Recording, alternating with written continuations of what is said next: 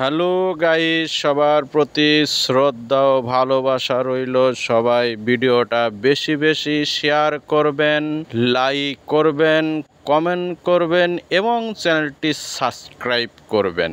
এই ভিডিওতে দেখানো হচ্ছে পেপার মেশিনের প্রেসার স্ক্রিনের যে রোটারির সঙ্গে যে বাটটা থাকে, বাটটা ক্ষয় হয় এবং আনইভেন হয়। এই বাটটি ওয়েল্ডিং করে লেদ মেশিনে কিভাবে এটাকে কাটিং করা হচ্ছে এবং এটাকে কিভাবে গ্রাইন্ডিং করা হয় এই ভিডিওতে আপনাদেরকে দেখানো হচ্ছে। দেখেন, প্রত্যেকটি বারই আমি কিন্তু লেদ মেশিন থেকে ঘোরায় ঘোরায় আপনাদেরকে দেখানো হচ্ছে, কারণ আপনি যেন এই ভিডিওটা দেখে আরেকটি রোটারির এইভাবে কাজ করতে পারেন, সেই জন্য আপনাদেরকে ঘোরায় ঘোরায় দেখানো হচ্ছে এই রোটারিটা। তো ভিডিওটা দেখতে দেখতে যারা আমার চ্যানেলটিকে সাবস্ক্রাইব করেননি তারা সাবস্ক্রাইব করবেন, আর যারা সাবস্ক্রাইব করে আমার ভিডিওটা দেখতেছেন তাদেরকে স্বাগতম। এবং আপনারা সবাই ভিডিওটা দেখে কাজ করতে পারবেন।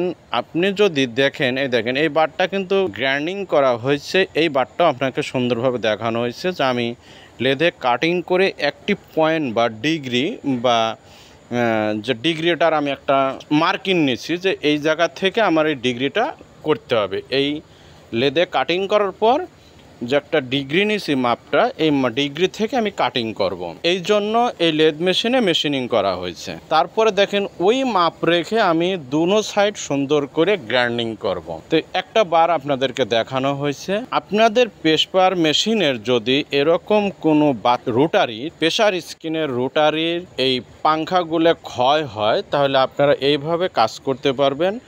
আমার আরও ভিডিওতে দেওয়া আছে, দেখে আসবেন সেখানে লং ভিডিওতে, এবং আমার ফানি ভিডিওতেও দেওয়া আছে, আপনারা সেখানেও দেখে আসবেন। দেখে দেখে অনেক কিছু শিখতে পারবেন আর অনেক কিছু জানতে পারবেন।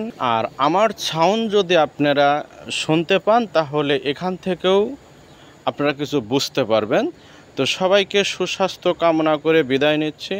আল্লাহ হাফেজ।